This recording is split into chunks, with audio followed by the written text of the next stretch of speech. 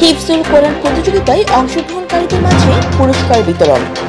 কুমিল্লা চৌদ্দগ্রাম উপজেলার কনকাপৈত বীর মুক্তিযোদ্ধা শফিকুর রহমান ফাউন্ডেশন কর্তৃক আয়োজিত হিফজুল কোরআন প্রতিযোগিতায় অংশগ্রহণকারীদের মাঝে পুরস্কার বিতরণ করা হয়েছে।